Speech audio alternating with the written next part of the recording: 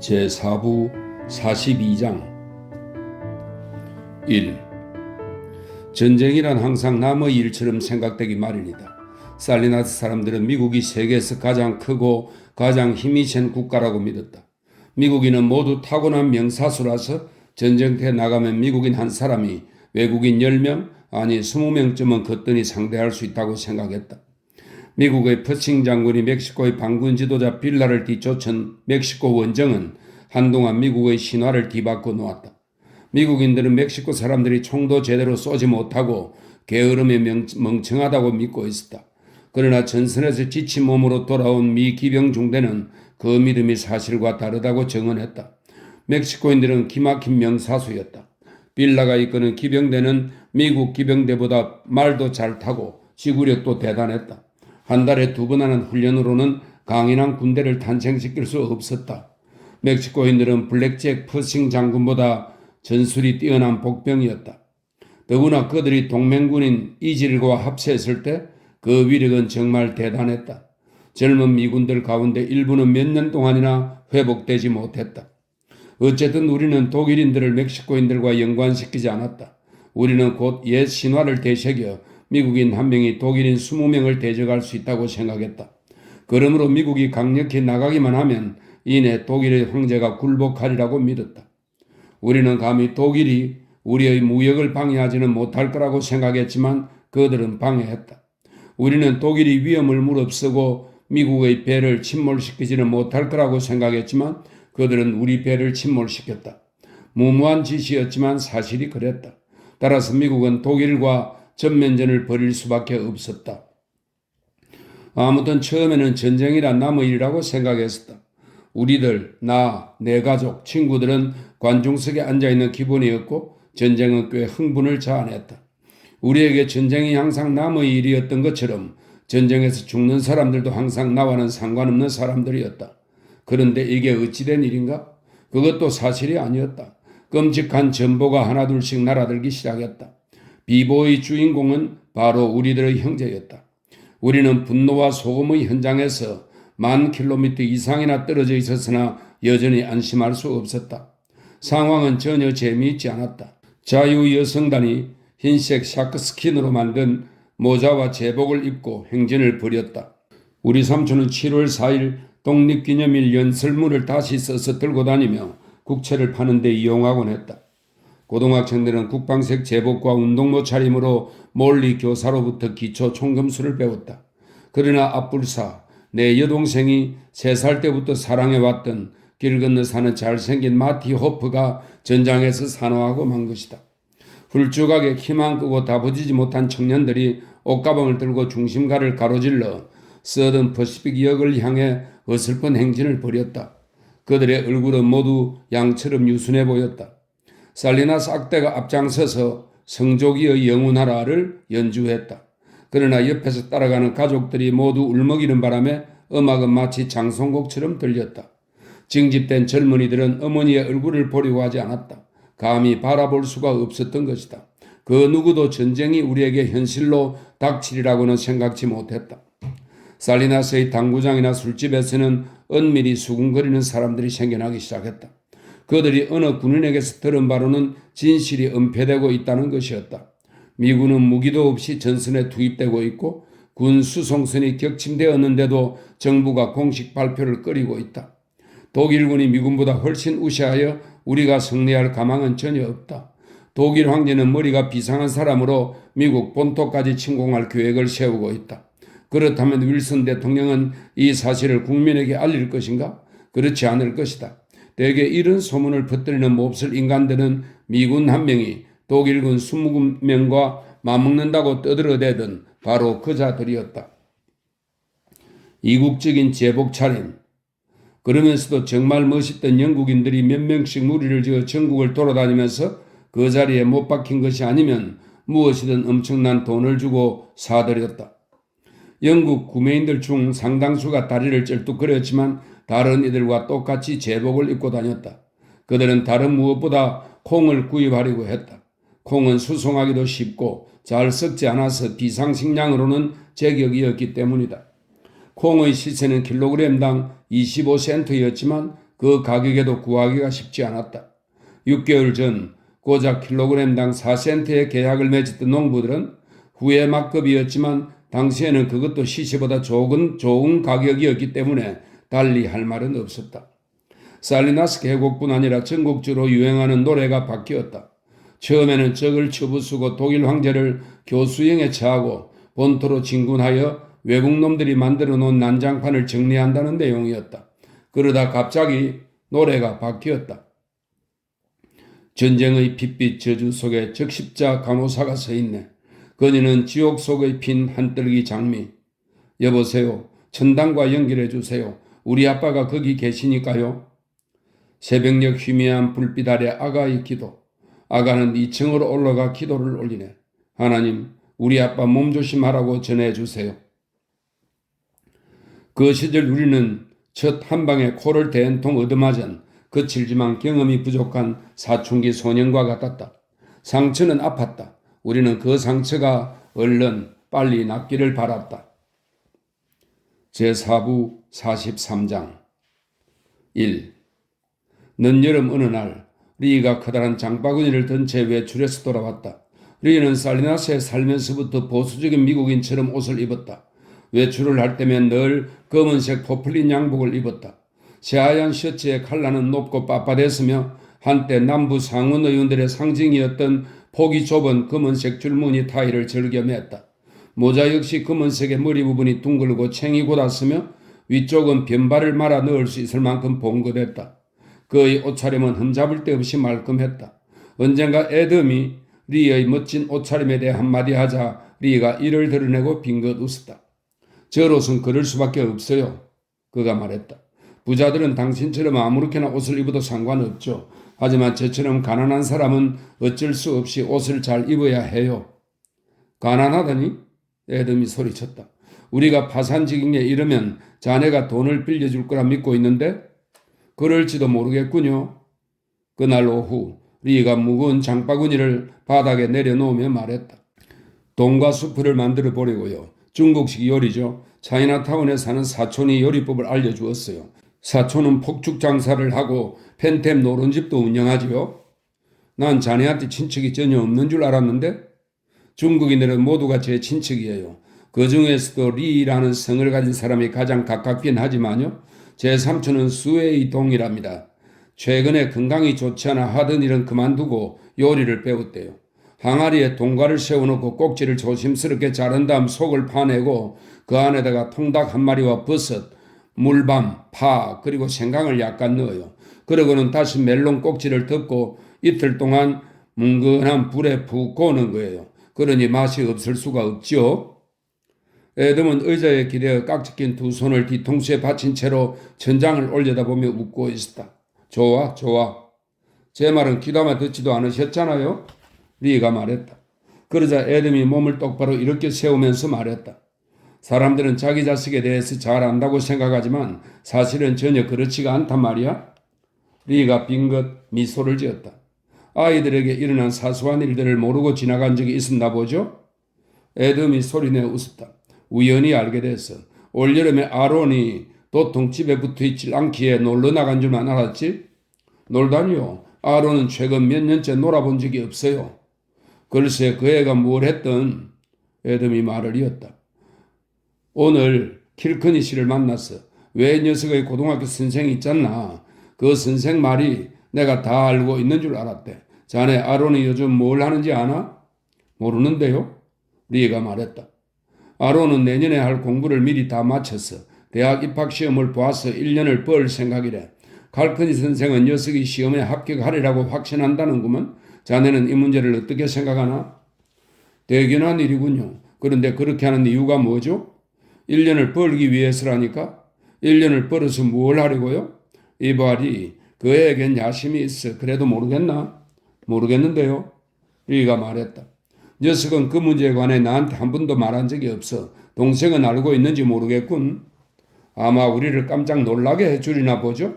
그러니 먼저 말을 꺼내서는 안 되겠군요. 자네 말이 옳아. 리 알고 있나? 나는 아론이 자랑스러워. 정말이지 대견해. 녀석을 생각하면 기분이 좋아진다니까. 칼에게도 야심이 있다면 좋을 텐데.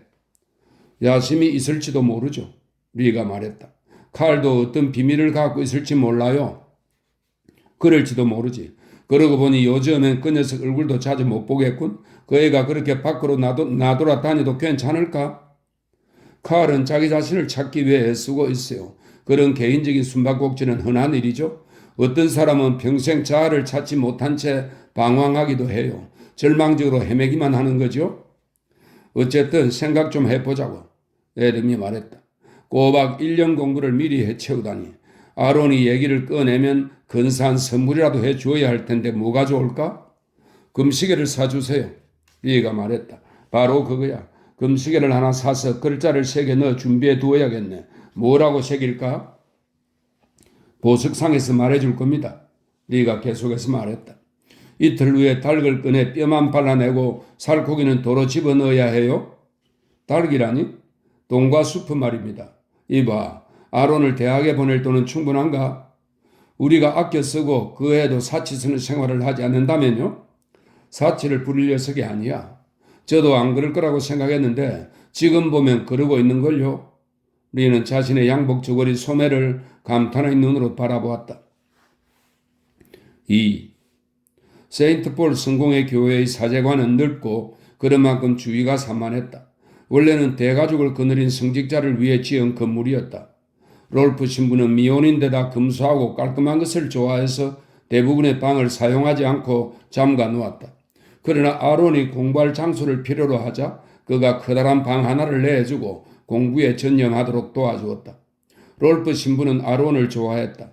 아론의 천사처럼 아름다운 얼굴과 부드러운 두 뺨, 날씬한 엉덩이, 길게 쭉 뻗은 다리 등 모든 것이 마음에 들었다. 그는 그 방에 앉아서 학구열에 불타 긴장한 아론의 얼굴을 지켜보는 것을 좋아했으며 아론이 왜 자기 집에서는 차분하게 앉아서 공부에 열중할 수 없는지 이해했다. 롤프 신부는 아론이야말로 자신의 창조물이자 영적인 아들이며 교회에 대한 봉헌이라고 생각했다. 그는 아론을 도와 독신 생활의 어려움을 극복하게 하고 그를 잔잔한 물가로 인도해 주고 있다고 느꼈다. 그들은 종종 오랜 시간 동안 격이 없는 대화를 나누곤 했다. 나도 내가 비판을 받고 있다는 걸 안다. 롤프 신부가 말했다. 난 다른 사람들과 달리 엄격한 구교를 믿게 되었지. 누가 무엇래도 난 고백 성사가 영성체에 못지않게 중요하다고 생각한단다. 명심해라.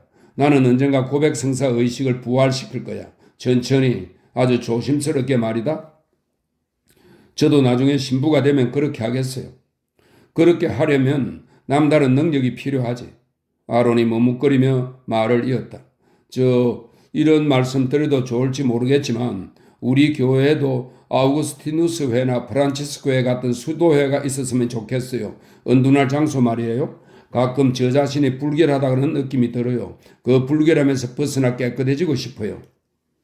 너가 어떤 기분인지 이해한다. 알겠다. 롤프 신부가 진지하게 말했다. 그러나 그 점에 관한 한 너에게 전적으로 동의할 수 없단다. 우리 주 예수께서는 성직자가 현실 세계에 봉사하지 않고 물러서는 걸 원치 않으신다. 우리가 복음을 전하고 병든 자와 가난한 자를 돕고 심지어 죄인을 악의 구렁텅이에서 구하기 위해서라면 스스로 그 안에 빠져들어가기를 주님께서는 바라신단다. 우리는 주께서 스스로 보이신 모범을 항상 기억해야 해. 신부의 두 눈이 빛나기 시작했다. 목소리 또한 설교할 때처럼 쩌렁쩌렁 울렸다. 아마 이런 말은 나한테 하지 말아야 할 것이고 또 이런 말을 하는 나도 결코 자랑스럽지는 않단다. 하지만 이 얘기 속에는 일종의 영광된 부분이 있지. 지난 5주 동안 한 여인이 저녁 미사에 참석했단다. 너가 있는 성가대 자리에서는 안 보였을 거다. 그 여인은 항상 왼쪽 맨 뒷줄에 앉아 있었으니까. 그래. 어쩌면 너도 봤겠구나. 그녀는 맨 구석 자리에 앉아 있었어. 늘 베일을 쓰고 다니는 그 여인은 내가 퇴장 성가를 마치고 돌아오기 전에 자리를 떠나지. 그 여자가 누군데요? 아론이 물었다. 글쎄, 너도 이런 것들을 알아두어야 할 거다. 그동안 아주 신중하게 조사해 보았는데 너는 아마 상상도 못할 거다. 그 여인은 사창가 주인이다. 이곳 살리나스예요? 그래, 이곳 살리나스에. 롤프 신부는 몸을 앞으로 숙였다. 아론, 너가 반감을 품는 걸 이해한다. 그걸 극복해야만 해. 주님과 성모님을 늘 기억해라. 잘난 척 하려는 게 아니라 난 진심으로 그 여인을 이렇게 세워줄 거다. 그런 여자가 교회에서 원하는 게 뭔데요? 아론이 채근했다. 그야 우리가 마땅히 주어야 하는 것, 즉 구원이겠지. 그녀를 구원하려면 대단한 노력이 필요할 거야. 그 과정이 어떨지 짐작하고도 남는다. 내 얘기 잘 들으라. 이런 사람들은 대부분 겁이 많단다. 언제고 그 여인은 내 문을 두드리며 받아주기를 간청할 거다. 아론, 나는 나 자신이 현명하고 끈기 있기를 바랄 뿐이다. 내 말을 믿어라.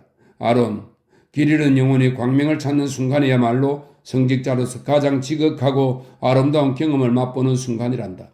그게 바로 우리가 존재하는 이유지. 그것 때문에 우리가 살고 있는 거야, 아론. 롤프 신부가 힘겹게 숨을 고르며 덧붙였다. 제발 실패하지 않게 해달라고 하나님께 기도하고 있단다. 3. 애덤 트레스커는 이번 전쟁을 이제는 희미하게 떠오르는 인디언 토벌 작전과 비교하여 생각해 보았다. 어느 누구도 대규모 전면전에 대해서는 알지 못했다. 리는 과거의 단편으로부터 미래의 양상을 점쳐볼 수 있을까 싶어 유럽사를 열심히 읽었다. 라이지 해밀턴이 입가에 일그러진 미소를 지은 채 세상을 떠났다. 얼굴에 핏기가 가시자 광대뼈가 무서울 정도로 튀어나와 보였다. 애덤은 아론의 시험 결과를 알려오기를 학수고대하고 있었다. 그는 묵직한 금시계를 손수건으로 잘 싸서 옷장의 맨 위 서랍에 넣어두고는 가끔씩 태엽을 감으면서 자기 시계를 보고 정확한 시간을 맞추었다. 리는 애덤의 지시대로 발표일 저녁에 칠면조를 요리하고 케이크를 굽기로 했다. 파티를 열 생각이네. 샴페인은 어떨까? 애덤이 물었다. 아주 좋습니다. 리가 말했다. 클라우제비트가 쓴 책을 읽어본 적이 있으십니까? 뭐하는 사람인데? 썩 유쾌한 책은 아니에요. 리가 화제를 돌렸다. 샴페인은 한 병이면 될까요? 그럼 건배만 할 건데 파티 기분을 내보자는 거야. 애덤은 아론이 시험에 불합격하리라고는 꿈에도 생각지 않았다. 어느 날 오후 아론이 집에 들어와서 리에게 물었다. 아버지 어디 계시죠? 면도 중이신데? 오늘 저녁은 집에서 안 먹을 거예요? 아론이 말했다. 욕실로 간 그는 애덤의 등 뒤에 선 채 거울에 비친 비누 거품 투성이의 아버지 얼굴을 향해 말했다. 롤프 신부님이 사제관에서 저녁 식사를 함께 하재요. 애덤은 화장지를 접어 면도날을 닦으며 말했다. 그거 잘 됐구나. 목욕해도 돼요? 금방 나갈게. 아론이 거실을 지나면서 저녁 인사를 했다. 칼과 애덤은 멍하니 그의 뒷모습만 바라보았다. 내 향수를 발랐군. 아직도 냄새가 나네. 칼이 말했다. 파티가 막힌 맞나보군요. 애덤이 잠시 머뭇거렸다. 저렇게 축가받기를 원한다고 해서 형을 욕하고 싶진 않아요. 아주 힘든 일을 해냈으니까요. 축하라니? 시험 말이에요. 형이 말씀 안 드렸어요? 형은 시험에 합격했어요. 아, 그렇지, 시험. 애덤이 말했다. 얘기 들었다. 아주 잘했어. 애비는 그 애를 자랑스럽게 생각한단다. 그래서 금시계를 사줄까 해. 칼이 날카롭게 물었다. 형이 말씀 안 드렸군요. 아니야, 했어. 오늘 아침에 말했다니까. 아침엔 형도 결과를 몰랐어요. 칼이 그렇게 말하고는 자리에서 일어나 밖으로 뛰쳐나갔다. 그는 점점 더 짙어지는 어둠 속을 빠르게 걸어 센트럴 애비뉴를 벗어났다. 공원을 거쳐 스토널 잭슨 스마트 상점을 지나 가로등이 끝나는 곳까지 갔다. 거기서부터는 지방 도로로 바뀌어 길은 톨로트 농장을 비껴 꺾어졌다. 밤 10시에 편지를 붙이려고 나가던 리가 집 앞 현관의 맨 아래 계단에 앉아있는 칼을 발견했다. 무슨 일이야? 그가 물었다. 산책 좀 하고 왔어요. 아론은? 저도 몰라요. 아론에게 무슨 기분 나쁜 일이라도 있는 것 같구나? 우체국까지 같이 갔다 올까? 싫어요. 왜 여기 앉아있는 건데? 아론을 두들겨 패주려고요. 그러지 마라. 왜요? 너가 그 애를 팰 수 있을 것 같지 않아서 그래. 되레 너가 죽도록 얻어맞을걸? 그럴지도 모르죠. 칼이 중얼거리듯 말했다. 개자식 같으니라고. 그런 말 하면 못 써. 칼이 피식 웃었다. 같이 가겠어요. 너 클라우제비트의 책을 읽어본 적이 있니? 그런 이름도 처음 들어보는데요. 아론이 집에 들어왔을 때 현관 맨 아래 계단에 앉아있던 사람은 리였다. 내 덕분에 얻어맞지 않은 줄이나 알아라. 리가 말했다. 이리 와서 앉아라. 들어가서 잘래요. 앉으래도 할 말이 있다. 왜 아버지한테 시험에 합격했다는 말씀을 안 드렸니? 아버지는 이해를 못 하실 테니까요. 너 돼지게 맞고 싶은 모양이구나. 그런 쌍스러운 말은 싫어요. 내가 왜 그런 말을 썼는지 알아? 괜히 그런 게 아니야. 아론, 너희 아버지는 오늘만을 기다리며 살아오셨어. 아버지가 그걸 어떻게 하셨죠? 너가 직접 말씀드렸어야 했다. 아저씨는 상관하지 마세요. 당장 아버지한테 가서 말씀드려라. 주무시면 깨워서라도 말씀드려. 아마 주무시진 않을 거다. 싫어요. 리가 조용히 말했다. 아론, 덩치가 너희 반밖에 안 되는 사람과 싸워본 적 있니? 그게 무슨 말이에요? 세상에서 가장 난처한 일 중에 하나지. 그는 절대 물러나지 않을 테고 그럼 너는 머지않아 그를 한 대 치게 될 거야. 그런 문제가 아주 심각해지지. 대체 지금 무슨 얘기를 하는 거예요? 아론, 내가 시키는 대로 하지 않으면 너와 한판 붙어볼 생각이다. 상상만 해도 우습지 않니? 아론은 그냥 지나가려고 했다. 그러나 리가 그를 가로막으며 작은 주먹을 불끈 쥐었다. 그 모습이 하도 어색해서 그가 먼저 웃음을 터뜨리고 말았다. 어떻게 싸우는 건지는 모르지만 그래도 한번 해보련다. 리가 말했다. 아론은 신경질적으로 뒤로 물러섰다. 마침내 그가 계단 위에 주저앉자 리는 깊은 한숨을 내쉬었다. 휴, 겨우 끝났구나. 하늘이 도왔어. 정말 끔찍했을 텐데. 예, 아론, 무슨 일인지 나한테 말해줄 수 없니? 전에는 내게 말도 잘하곤 했잖아. 갑자기 아론이 울음을 터뜨렸다. 나는 여길 떠나고 싶어요. 여긴 더러운 고장이야. 그렇지 않아. 다른 곳과 다를 게 하나도 없단다. 여긴 내가 있을 곳이 아니에요. 여기로 이사오지 말았어야 했어요. 나도 왜 이러는지 모르겠지만 어쨌든 여길 떠나고 싶어요. 아론은 거의 울부짖고 있었다. 리가 그의 넓은 어깨 위에 팔을 얹고 달랬다. 너는 지금 어른이 되어가고 있는 거야. 확실해. 리가 조용히 말을 이었다. 가끔 세상이 우리를 아주 혹독하게 시험할 때가 있지. 그때 우리는 시선을 안으로 돌려 두려운 마음으로 자기 자신을 바라보게 된단다. 그러나 그게 최악은 아니야. 우리는 모든 사람들이 우리의 속마음을 꿰뚫어보고 있다고 생각하지. 그러면 더러운 것은 아주 더러워지고 순결한 것은 하얗게 빛나게 돼. 아론, 지금의 시련은 곧 끝날 거다. 조금만 더 기다려봐. 곧 끝날 테니. 지금은 내 얘기가 너한테 별 위안이 안 될 거다. 너가 믿지 않으니까. 그렇지만 이게 내가 해줄 수 있는 최선의 것이야. 너가 지금 보는 것처럼 세상은 그리 좋기만 한 것도 그리 나쁘기만 한 것도 아니란 걸 믿으려고 노력해봐라. 그래, 내가 도와줄게. 지금은 들어가서 푹 자고 내일 아침 일찍 일어나 시험에 관해 아버지께 말씀드리라. 가능한 한 생기 있는 말투로 말이다. 아버지는 꿈을 풀어볼 아름다운 미래가 없기 때문에 너보다 훨씬 외로우시다. 억지로 꾸며서라도 연극을 해보렴. 세뮤얼 해밀턴이 이런 말을 했지. 사실이라고 생각하면 사실이 될 수도 있다고 말이야. 그러니 연극을 해. 알겠지? 자, 이제 가서 자라. 나는 내일 아침에 먹을 케이크를 구워야 해. 그리고 아론, 아버지께서 너희 베개 밑에 선물을 놓아두셨단다. 제4부 44장 1. 에이브라는 아론이 대학으로 떠나고 난 후에야 그의 가족에 대해 진정으로 알게 되었다. 그 전까지 아론과 에이브라는 둘만의 울타리를 친 채 그 안에 틀어박혀 있었다. 아론이 떠나고 나자 그녀는 나머지 트레스크가 사람들에게 애착을 갖기 시작했다. 친아버지보다 에덤에게 더욱 믿음이 갔고 리에게 더 친근감을 느꼈다. 그러나 칼에 대해서는 뭐라 단정 지을 수가 없었다. 그는 때로는 그녀를 화나게 했고 때로는 고통스럽게 했으며 때로는 호기심을 불러일으켰다. 그는 줄곧 그녀와 경쟁을 벌이고 있는 것 같았다.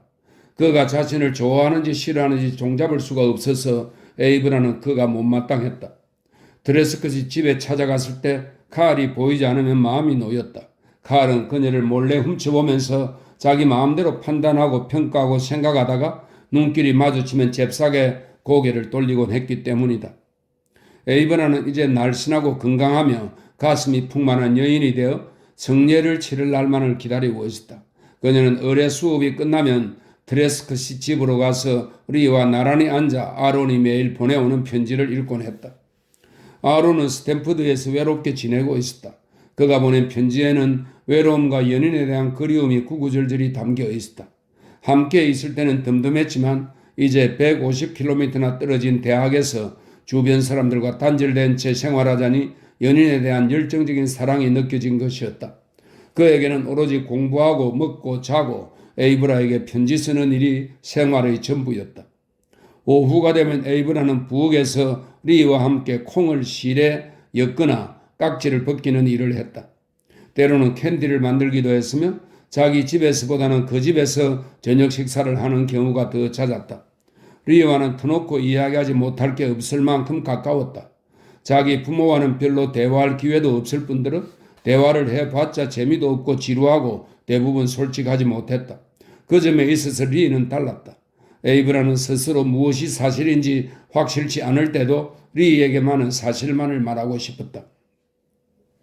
리는 엷은 미소를 지으면서 빠른 손놀림으로 일을 했다. 그의 손은 약해 보였지만 마치 독립된 생명체인 양 부지런히 움직였다. 에이브라는 자기 혼자서만 이야기를 하고 있다는 사실을 전혀 깨닫지 못했다. 그녀가 이야기를 하는 동안 리의 마음은 마치 온 동네를 헤매고 다니는 강아지처럼 끊임없이 방황하곤 했다. 이따 가끔씩 그는 고개를 끄덕이며 나지막에 콧노래를 부르기도 했다. 리는 에이브라를 좋아했다. 그녀의 강인함과 선량함 그리고 다정함이 마음에 들었다. 에이브라의 겉모습은 무척 대담하고 강인해 보여서 장차 아주 추해 보이거나 아주 아름다워 보일 두 가지 가능성을 모두 안고 있었다.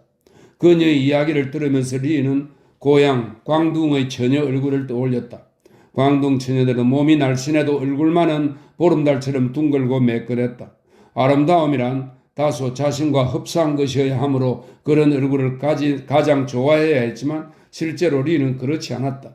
중국적인 아름다움을 생각했을 때 그의 머릿속에는 만주인들의 냉혹하고 탐욕스러운 얼굴이 떠올랐다. 그것은 세습적으로 권력을 이어받은 민족의 오만하고 고집센 얼굴이었다. 에이브라가 말했다. 새삼스러운 얘기는 아니지만 저는 지금도 잘 모르겠어요. 아론은 좀처럼 아버지 얘기를 꺼내지 않았어요. 그건 바로 그 아저씨도 아시잖아요. 그 상추 사건. 그 일이 나고부터예요. 아론은 그때 몹시 화를 냈어요. 왜? 리가 물었다. 사람들이 놀려댔으니까요. 리는 가슴이 털컥 내려앉았다. 아론을 비웃다니? 왜 그 애를 비웃지? 아론은 그 일과 아무 상관도 없었잖아? 어쨌거나 아론은 그렇게 느꼈어요. 제가 무슨 생각을 하는지 알고 싶으세요? 말해보렴. 그동안 여러 가지로 생각을 해봤어요. 물론 아직도 결론을 짓진 못했지만요. 아론은 늘 자기 자신을 뭐랄까 불구자라고 해야 하나? 미완성이라고 해야 하나? 아무튼 그렇게 생각한 것 같아요. 어머니가 없다는 사실 때문에요. 리가 눈을 휘둥그레 떴다가 다시 내리깔았다. 그리고 고개를 끄덕였다. 그랬군. 칼도 그렇게 생각하니? 아니요. 그런데 왜 아론만 그렇다는 거지? 글쎄요. 아직까지 그런 건 잘 모르겠어요. 어떤 사람들은 남보다 더 많은 걸 원하기도 하고 무언가를 유별나게 싫어하기도 하죠. 우리 아버지는 순무를 아주 싫어하세요. 항상 그러셨죠. 별다른 이유도 없이 순무만 보면 불같이 화를 내신다니까요. 언젠가 엄마가 짓궂게도 순무를 갈아서 그 위에 후춧가루를 듬뿍 치고 치즈를 얹어 갈색으로 구우셨어요. 아버지는 그 요리를 반쯤 드시다가 그게 뭐냐고 물으셨어요. 어머니가 순무라고 대답하자 아버지는 접시를 마룻바닥에다 내던지고는 밖으로 나가버리셨어요. 그리고 끝까지 그 일을 용서하지 않으셨죠. 리가 킬킬거리며 웃었다. 어머니가 솔직하게 순무라고 대답했으니 용서하실 마음도 한데 그러시는군. 하지만 에이브라, 아버지가 물었을 때 어머니가 거짓말로 둘러댔다고 가정해보렴. 아버지는 그 요리가 맛있어서 한 그릇 더 드셨을지도 모르지. 그러다가 나중에 사실을 알게 되면 그땐 어머니를 죽이려고 덤벼 드셨을걸? 저도 그렇게 생각해요. 어쨌든 아론은 칼보다도 어머니를 더 절실히 필요로 하는 것 같아요. 그래서 항상 아버지를 원망하는 거고요. 왜 그렇게 생각하지? 모르겠어요. 그냥 제 생각이 그래요. 대답을 회피하는군. 그렇지? 그러면 안 되나요? 안 될 것도 없지. 캔디 좀 만들까요? 오늘은 됐어. 아직 남은 게 있거든. 그럼 뭘 할까요? 파이를 덮을 밀가루 반죽 좀 만들어 다오. 여기서 저녁 먹고 갈 거니? 아니요. 생일 파티에 가야 해요. 그런데 아론이 정말 성직자가 될까요? 그건 나도 모르지. 그저 지금 생각이 그렇다는 걸 수도 있고. 성직자가 안 되었으면 좋겠어요. 에이브라는 그런 말을 하고서 자기도 놀라 입을 다물어 버렸다. 리가 일어서서 도마와 붉은 살코기를 꺼내고 그 옆에 밀가루를 내릴 채를 갖다 놓았다. 고기를 다질 땐 칼등으로 해야 한다. 저도 알아요. 그녀는 리가 자기 말을 못 들었기를 바랐다. 그러나 리가 이렇게 물었다. 왜 아론이 성직자가 되기를 바라지 않지? 그 얘기는 하지 말았어야 하는 건데.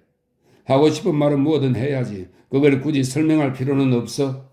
리가 그렇게 말하고는 자기 의자로 돌아갔다. 에이브라가 밀가루를 채로 쳐서 고기 위에 뿌린 다음 커다란 칼로 고기를 다지기 시작했다. 탁탁탁. 사실 이런 말은 하지 말아야 하는데요. 탁탁. 리는 그녀가 일에 전념하도록 고개를 돌리고 신경 쓰지 않는 척했다. 아론은 왜 골수예요? 에이브라가 고개를 다지며 말했다. 같은 교회라도 아론은 굳이 규율이 엄격한 고교회파를 염두에 두고 있어요. 진정한 성직자라면 결혼을 해서는 안 된다고 하더라고요. 최근 보내온 편지에는 그런 낌새가 없던데? 리가 그녀의 반응을 살폈다. 알아요. 예전에 그랬다는 거예요? 에이브라가 손을 멈췄다. 그녀의 얼굴에 젊은이다운 고뇌가 어려 있었다.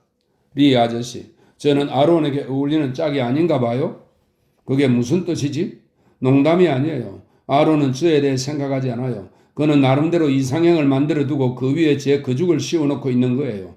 하지만 난 그저 나일 뿐이에요. 아론이 원하는 이상형이 될 수는 없다고요. 그 이상형은 어떤 여자지? 순결한 여자요. 순결 그 자체죠. 부정한 것은 하나도 없고 오직 깨끗하고 순결한 것만 갖춘 여자예요. 하지만 저는 그렇지 않아요. 세상에 그런 사람은 아무도 없어. 리가 말했다. 아론은 저를 몰라요. 저에 대해 알고 싶어 하지도 않죠. 그저 제가 새하얀 유령이기만을 바라고 있어요. 리가 크래커를 잘게 부스러뜨렸다. 넌 그 애를 좋아하지 않니? 넌 아주 젊어. 그러니 그런 건 중요한 문제가 아니야. 물론 아론을 좋아해요. 그리고 그의 아내가 될 거예요. 하지만 아론도 저를 좋아해 줬으면 좋겠어요. 그렇지만 저에 대해 아무것도 모르면서 어떻게 저를 좋아할 수 있겠어요?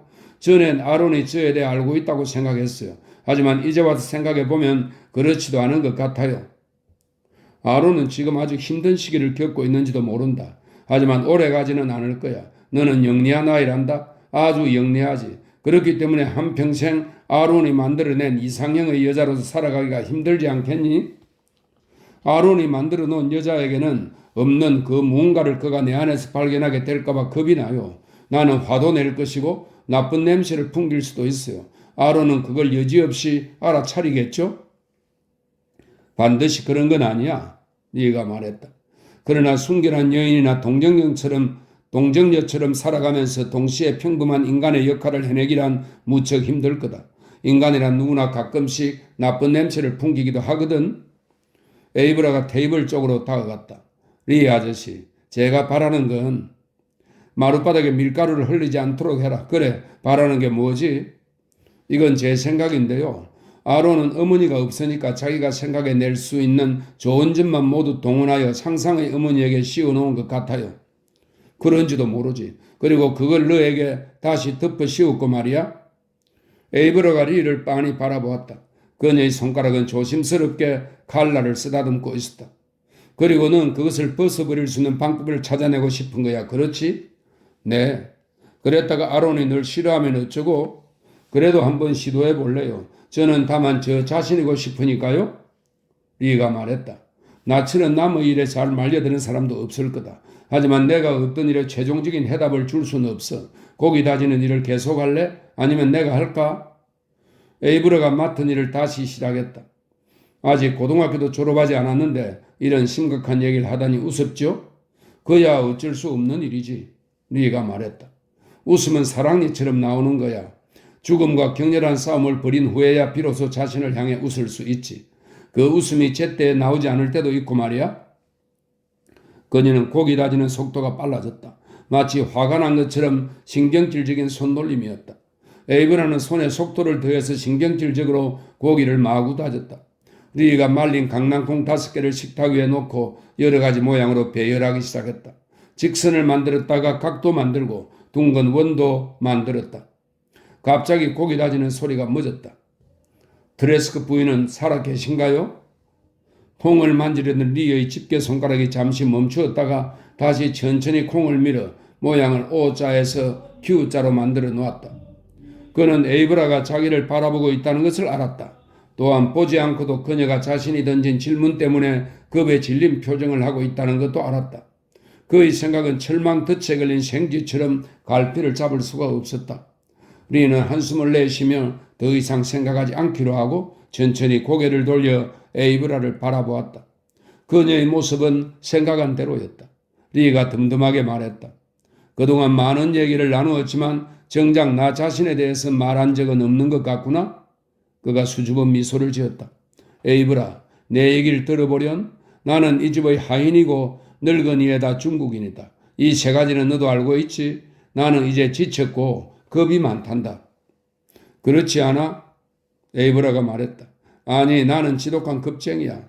그래서 다른 사람의 일에 끼어들고 싶지 않단다. 그게 무슨 말씀이세요? 에이브라, 너희 아버지는 순무 외에 또 뭘 싫어하시지? 그녀의 표정이 고집스러워졌다. 질문은 제가 먼저 했어요. 난 못 들었다. 리가 부드럽지만 단호한 목소리로 말했다. 에이브라, 넌 아무 질문도 하지 않았어. 제가 너무 어리다고 생각하시는 모양이군요. 그때 리가 말을 가로막았다. 언젠가 나는 35살 된 부인을 모신 적이 있었단다. 그녀는 경험이나 학식, 아름다움 따위와는 아예 땀을 쌓고 살았지. 만약 그녀가 6살 난 아이였다면 부모 속개나 썩였을 거야. 35살 나이에 그 부인은 돈과 주변 사람들을 제 마음대로 주무르며 살았단다. 에이브라, 나이는 아무 상관이 없어. 나한테 해야 할 얘기가 있다면 난 기꺼이 말해줄 거다. 에이브라가 미소를 지었다. 저는 영리해요. 그런데 지금보다 더 영리해져야 하나요? 이런 세상에 그런 게 아니야. 그럼 저들은 스스로 알아내라는 건 아니죠? 나는 아무 관계가 없으니까 너가 무슨 짓을 하든 상관 안 한다. 아무리 약하고 소극적인 선량한 사람이라고 해도 자기가 감당할 수 있을 만큼의 죄는 짓고 사는 법이니까 내게도 자신을 괴롭히는 죄가 있지. 남들에 비하면 대단한 건 아니지만 그래도 내가 감당할 수 있다고 생각한다. 제발 나를 용서해다오. 에이브라가 식탁 너머로 밀가루 묻은 손을 뻗어 리의 손등을 잡았다.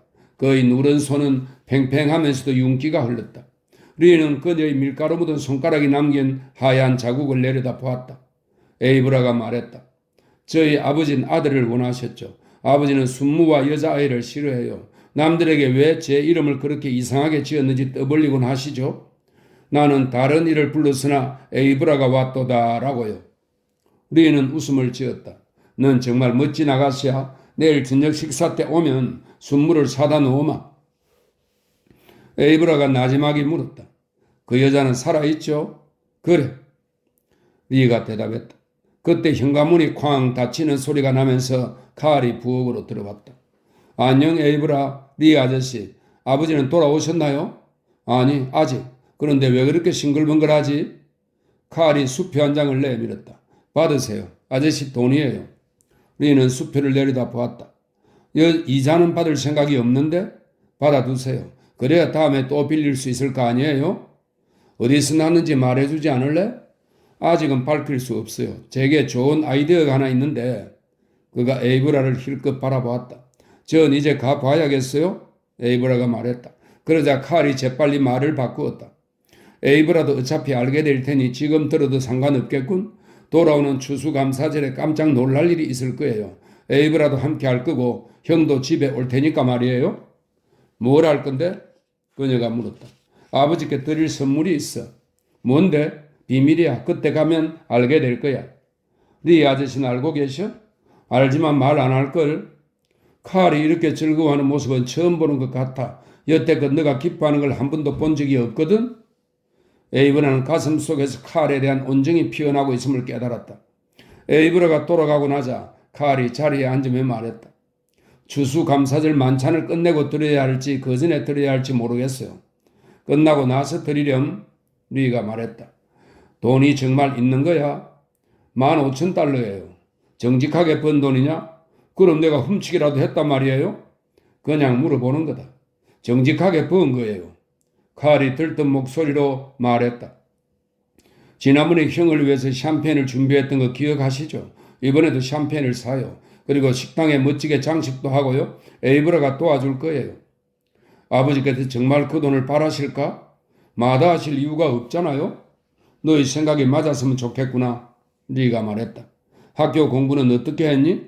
썩 좋은 편은 아니지만 추수감사절이 지난 뒤에 만회하면 돼요.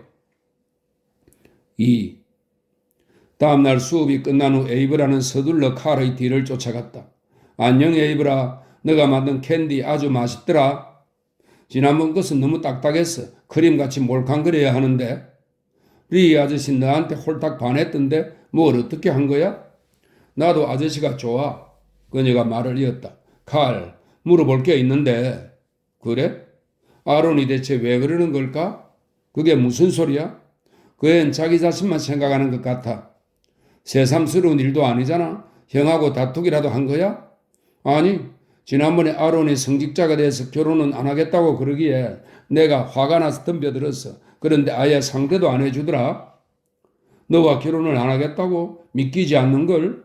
칼, 요즘 그 애가 연애 편지를 보내오고 있지만 그게 꼭 나한테만 쓰는 건 아닌 것 같아. 그럼 또 누구한테 쓴다는 거야? 자기 자신에게 쓰는 편지 같아. 칼이 말했다. 나도 그 부드나무 일을 알고 있어. 그녀는 놀라는 것 같지 않았다. 그래? 형에게 화가 나 있니? 아니, 화가 나는 건 아니야. 그 애를 이해할 수 없을 뿐이야. 어떤 사람인지 모르겠어. 좀 기다려봐. 칼이 말했다. 형이 힘든 시기를 겪고 있는 건지도 모르잖아? 내가 전적으로 옳은 건지 모르겠어. 지금까지 줄곧 내가 잘못된 생각을 하고 있는 건 아닐까? 그건 나도 모르지. 칼, 너 밤늦게 집 밖을 돌아다닌다는 게 사실이니? 그러니까 썩 좋지 않은 집에까지 드나든다던데? 사실이야. 형이 그러든? 아니, 아론은 그런 말 안 했어. 그런데 왜 그런 데를 가는 거지? 칼은 아무 대답도 하지 않았다. 어서 말해보라니까? 에이브라가 다그쳤다. 그게 너와 무슨 상관이야? 너가 원래 나쁜 사람이라 그런 거야? 너가 보기에는 어떤데? 나도 착한 사람은 아니야. 너도 미쳤구나? 칼이 말했다. 형이 들으면 풀풀 뛰겠다. 그럴까? 틀림없어. 칼이 말했다. 그러고도 남을 사람이야.